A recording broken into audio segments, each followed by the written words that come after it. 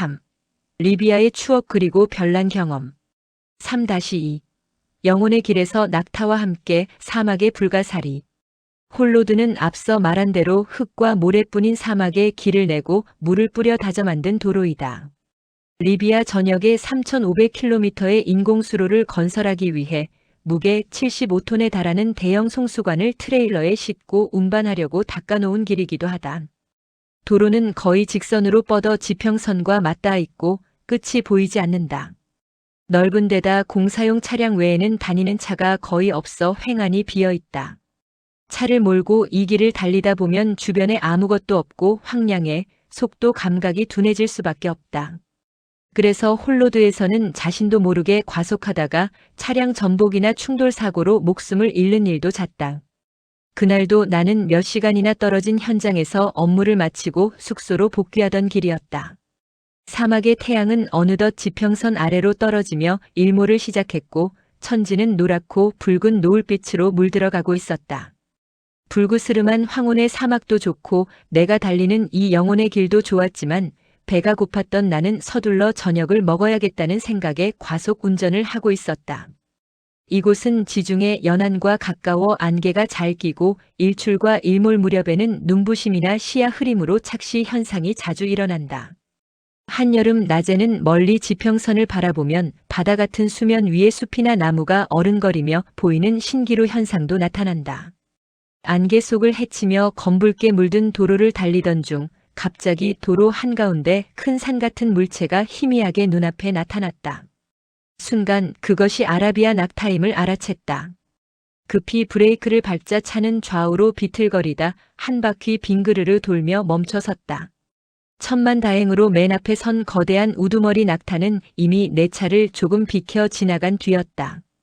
그 뒤를 따르던 낙타 한 마리는 내 차 옆에 서서 애들 주먹만한 눈을 굴리며 신경질적으로 노려보았다. 성질이 더러운 놈은 발로 차기도 한다.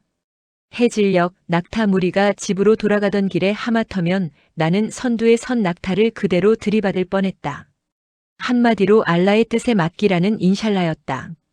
큰 낙타는 등의 높이가 2m에 달하는데 봉우리가 하나뿐인 혹은 바로 눈앞에서 산봉우리처럼 보였다. 이것이 착각인지 착시인지 모르겠지만 산은 산이요 혹은 혹이었다. 중앙아시아 추운 쪽에 있는 낙타는 혹이 2개 쌍봉낙타라고 부르고 아프리카 쪽에는 단봉낙타가 있다. 얼마 전 인근 현장의 근로자 중 한 명이 나와 비슷한 사고를 내고 낙타에게 상처를 입힌 채 도망쳤다는 소문을 들었던 기억이 났다. 낙타 주인이 현장을 돌아다니며 범인을 찾고 다닌다는 것이었다. 아마 낙타는 뒷다리나 허벅지를 다쳤을 것이고 차는 앞 범퍼나 헤드램프, 철판 팬더가 찌그러졌을 것이다. 당시 낙타는 사막에서 유일한 교통이자 운송수단이었다. 한 마리 가격이 지금 가치로 수백만 원, 좋은 것은 1,000만 원을 넘는다고 한다. 리비아의 독재자 카다피는 가난한 베두인 유목민 출신으로 고향에는 그가 소유한 낙타가 많았고 낙타 요리를 즐긴다고 알려져 있다. 낙타의 혹을 만져보면 물이 아니라 지방 덩어리다. 우리의 똥배보다 훨씬 단단하지만 약간 몰캉하다. 물을 마시면 혹이 커지고 오래 마시지 못하면 줄어든다. 리비아인들은 낙타의 오줌이 뻑뻑하여 물에 섞어 머리를 감거나 피부에 바르면 염증과 습진에 좋다고 믿는다. 사막에서는 낙타가 하나도 버릴 것이 없는 존재다. 우리 현장에서 더 사막 안쪽으로 들어가면 기괴한 형태의 하얀 석회암 돌무덤과 동굴들이 지천에 펼쳐진다. 암석 표면에는 조개와 각종 해양 생물 화석이 붙어 있어 이곳이 과거에는 바다가 아니었을까 하는 사실을 증명한다. 망치와 정으로 암석을 깨면 여러 화석이 나오는데 물고기나 소라, 해삼, 조개보다 가장 귀한 것은 별불가사리 화석이다. 운이 좋아야 하루에 1~2개 캘 수 있다. 표면을 다듬고 닦아내면 반질반질해지며 반구형 접시 안에 불가사리가 투명하게 드러난다. 갈색도 있지만 연청색은 특히 아름다워 귀하게 여겼다. 나도 불가사리 돌을 여러 개 가지고 있다가 모두 선물로 주고 지금은 하나도 남아있지 않다. 1개쯤은 가지고 있었으면 좋았을 텐데 지금 생각하면 아쉽다. 개당 수십만 원의 값어치가 될 수도 있겠지만 돈이 문제가 아니다.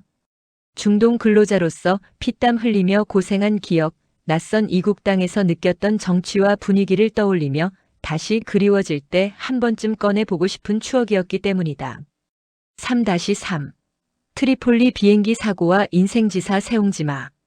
1991년 리비아 동아건설 현장에서 50대 김 부장과 함께 근무하던 시절 나는 트리폴리 공항 비행기 사고 이야기를 귀에 못이 박히도록 들었다. 이 사고는 1989년 대한항공 여객기가 트리폴리 공항에서 악천후 속에 무리하게 착륙을 시도하다 추락한 참사였다. 승객과 승무원 200명 중 75명, 그리고 지상에 있던 4명까지 모두 79명이 목숨을 잃었다. 당시 언론 보도에 따르면 리비아인 7명과 일본인 3명을 제외한 나머지 190명은 모두 한국인 근로자였다. 김 부장 역시 그 비행기에 타고 있었다. 트리폴리에 거의 다다랐을 무렵 창밖을 보니 도시의 하늘은 모래바람으로 뿌옇게 가려져 있었다고 했다. 한여름의 뜨거운 모래 먼지바람과 해안 지역의 짙은 안개가 겹쳐 지상에서는 앞이 거의 보이지 않을 정도로 기상이 악화된 상태였다. 비행기는 한동안 상공을 선회하다가 착륙을 시도했고 내려오는 듯 싶더니 갑자기 벼락과 천둥 같은 소리를 내며 땅바닥을 내리쳤다. 그 순간 김 부장은 의식을 잃었다. 정신을 차렸을 때 비행기 안은 불길과 연기로 가득했고 아비규환 그 자체였다고 한다. 공항에 마중 나와 있던 한국인 근로자들이 사고를 가장 먼저 발견했고 폭발 위험을 무릅쓰고 비행기 안으로 뛰어들어 사람들을 구조했다.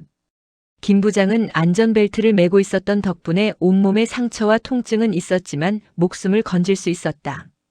그의 말에 따르면 사망자들 중 상당수는 안전벨트를 매지 않았고 기내에서 술을 마신 상태였거나 아니면 수화물에 받쳐 변을 당했다고 했다.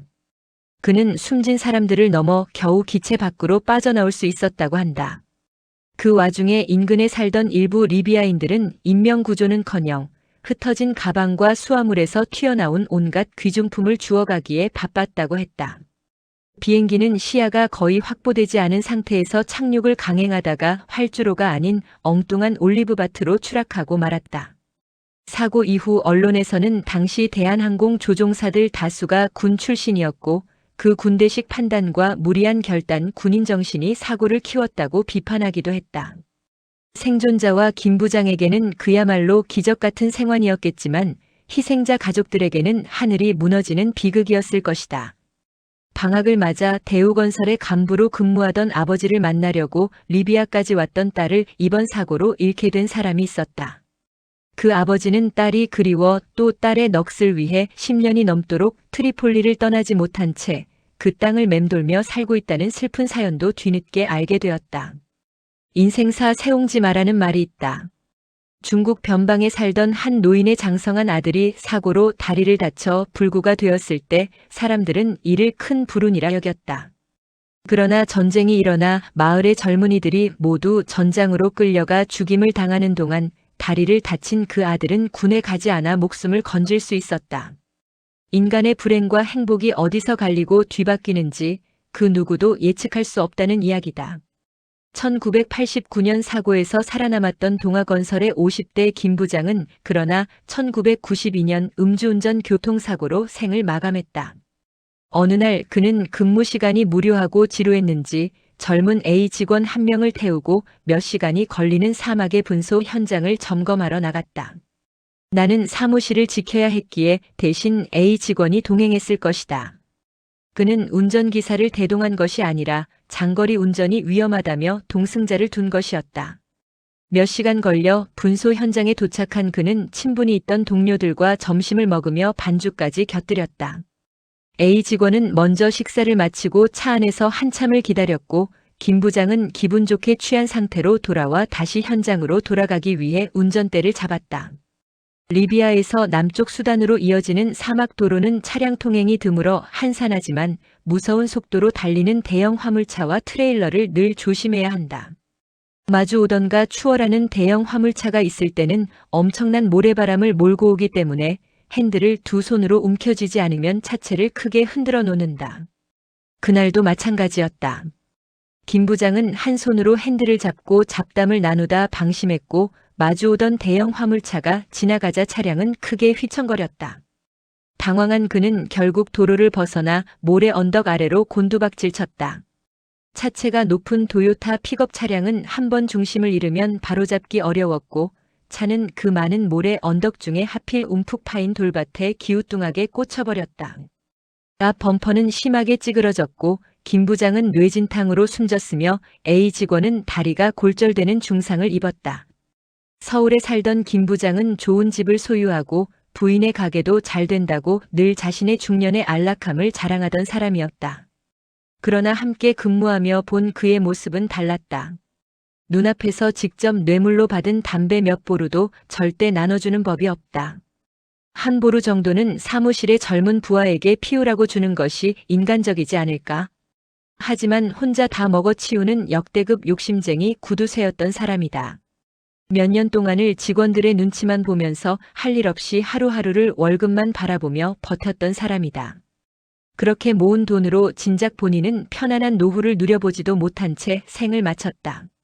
중동의 알라는 김 부장을 비행기 사고에서는 살려주었지만 교통사고에서는 다시 데려간 셈이다. 한편 같은 비행기 사고 현장에서 아비 교환 속에서도 자신의 안위보다 상관을 구해낸 동아건설 근로자는 1계급 특진이라는 보상을 받았다. 위기는 누군가에게는 재앙이지만 또 다른 누군가에게는 기회가 되기도 한다는 사실을 이보다 분명하게 보여주는 장면이 있을까? 세월호 참사 당시 희생된 아이들에게 고맙다는 말을 방명록에 남긴 인물이 있었다. 죽어가는 아이들과 남겨진 가족들의 고통 앞에서 최소한의 애도조차 없이 자신의 정치적 욕망을 드러낸 그 태도는 많은 이들의 가슴을 서늘하게 했다. 보통의 유전자와 감정을 지닌 사람이라면 비극 앞에서 눈물을 삼키며 삼가 고인의 명복을 빕니다라고 적는 것이 마땅할 것이다. 국민의 고통을 발판 삼아 자신의 욕심만을 좇는 인물이 나라의 지도자가 된다면 그 나라의 불행은 이미 시작된 것이나 다름없다. 우리는 한때 민주주의보다 밥이 더 절실했던 시절 위대한 경제 성장을 이끈 지도자를 탄생시키기도 했다. 그러나 동시에 국민은 안중에도 두지 않고 나라를 더럽히고 팔아먹을 수 있는 인물 또한 존재해왔다는 사실이 오늘날 더욱 서글프게 다가온다. 다음 편은 사막의 여우와 개고생, 술과 싸대기 그리고 리비아 관광, 아름다운 튀니지 해변과 고대 로마 유적지 신종 전염병 사스 서독 광부와 박정희를 기대하세요.